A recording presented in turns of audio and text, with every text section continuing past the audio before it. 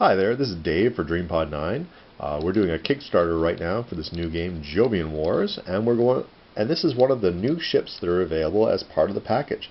This ship has been in the Jovian Wars, Jovian Chronicles history for a long time. It's going to be really awesome to bring this. Let me show you the 4 ships that are available as part of the Kickstarter. So we have the Constantinople Assault Ship, the Birmingham Fleet Carrier, the Majestic Fleet Carrier, and the Alexander Destroyer. So the ship I'm going to talk about now is the Constantinople Assault Ship, and this is showing it basic without a ring module. We'll get to the ring module fairly early in the Kickstarter and get that added on. So the Constantinople is an assault cruiser. It's the only ship that has that designation, and it has it for a very specific reason. It's a capital ship. It's a medium-sized base, 1.5 by 3 inches. Its speed is 6 inches, so it's quite a fast ship. It has a skill rating of 2, pretty average. Fire control of 2, which is a little bit low for a ship of this size. But it has structure of 4. Structure of 4 is quite a solid ship. This ship can survive a lot of damage.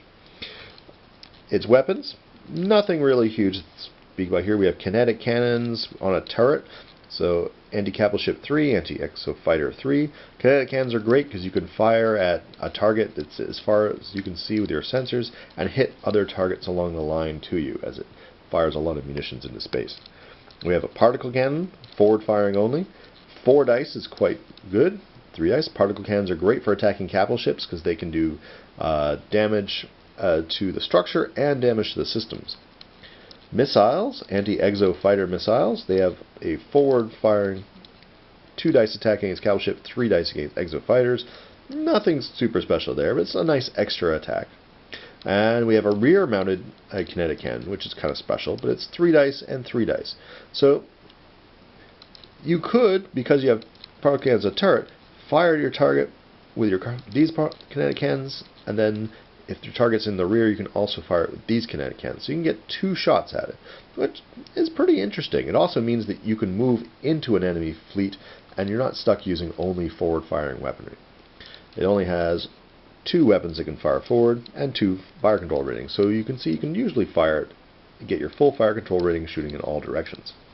Now, here's where it gets quite fun. I'm going to talk about the systems first. Point defense is 2. This is really quite low for a capital ship. But this ship should not be flying by itself. It should be flying in formation with a couple other ships or a couple of exos. You want to move this in as soon as possible and use it.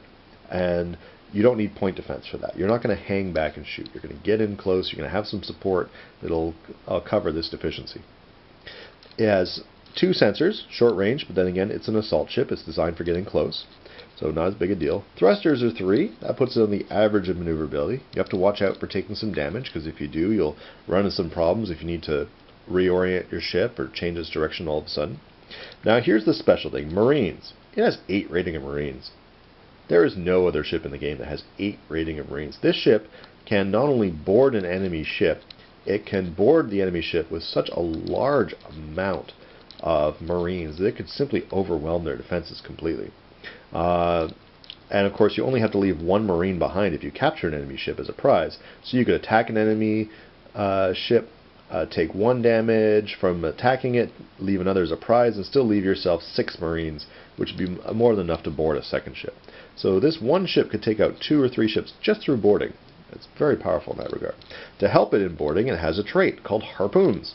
Now normally, if you try to board an enemy ship, it gets to fire its point defense at you.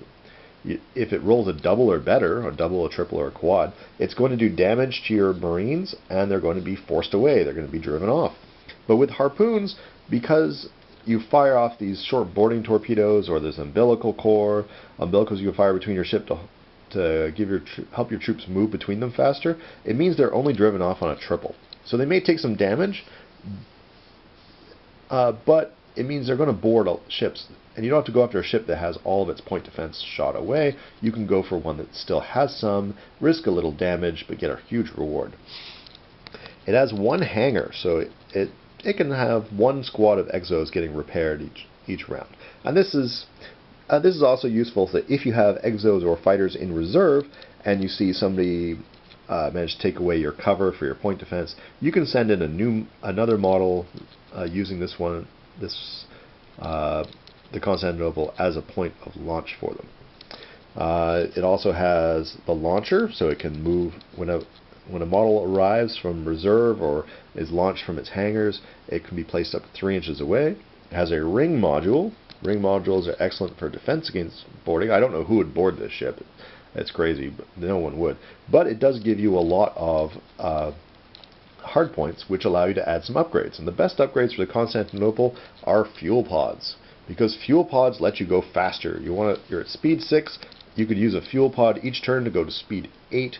You could boost that. You could really, really move each turn to get in close for those boarding actions. Now it's also important because when you board, you can only move your normal move. You can't boost your move to go faster.